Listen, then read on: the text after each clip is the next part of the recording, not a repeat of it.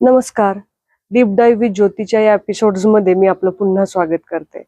आज आपण वाचन करतोय त्या पत्राचं टेरेस गार्डन आणि पहिला पार्ट आपण सगळ्यांनी पाहिलेलाच आहे. आता पाहूया पुढे पत्रात काय म्हटलं जातंय. सर्व्हिस निमित्ताने आम्ही सांगली सोडून सोलापूर गेलो. पुन्हा पुणे. भाड्यांच्या घरांचा बदल, पण आजची हाऊस गार्डन किंवा घराची बाग कधीच बंद झाली नाही. पुढे तुम्ही मुले लहानाची मोठी होत गेलात. आई बरोबर सातत्याने घर कामाबरोबर गार्डन काम करत राहिलात, जो आज तुमच्या जीवनाचा अविभाज्य घटक झाला आहे. बाळ, लिहिताना वडील म्हणून आनंद होतो की मुलांनी आपल्या घराची संस्कृती जोपासली. सध्या तू त्या बागेतच असतेस. बरेचदा वाचन लिखाण करायला गार्डन टेरेसमध्ये बसतेस. कॉफी टाइम गप्पा टेरेस गार्डन मध्येच असतात. तू कुंडी गार्डन, फूल या झाडांबरोबर टेरेसला वेगवेगळ्या वस्तू तथा बैठक व्यवस्थेने सजवले आहेस. आपल्या घरी येणारे जाणारे नातेवाईक, मित्रपरिवार सर्व त्याचे कौतुक करतात. सगळ्यात महत्वाचे, आपले टेरेस गार्डन आपल्या घराचे वैभव आहे. बाळ, हा निसर्गरूपी गार्डनचा छंद जोपासत राहा.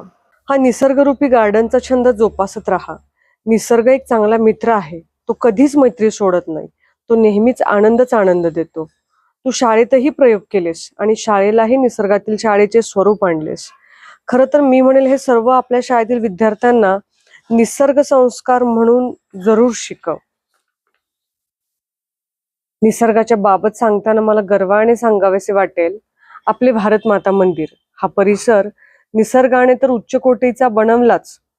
मंदिर परिसर, आपले शेत, हे सर्व मिळून साधारणतः 3000 झाडे आपण लावली व ती जोपासली देखील.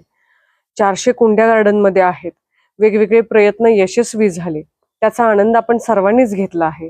त्या निसर्गाच्या सानिध्यात तुम्ही सर्वजण आनंदाने खेळलात, बागडलात. याचा माझ्यासारख्या शेतकऱ्याच्या प्रयत्नवादी मुलास नक्कीच आनंद होतो.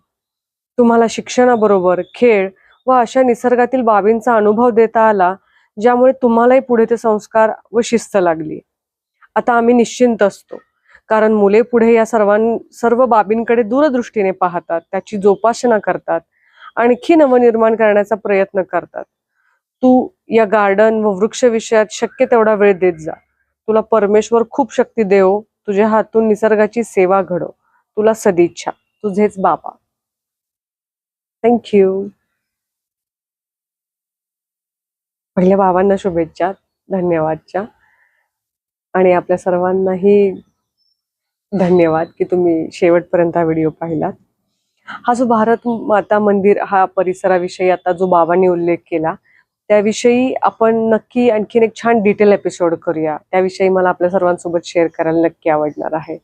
सो भेटूयात त्याही व्हिडिओमध्ये एकदा.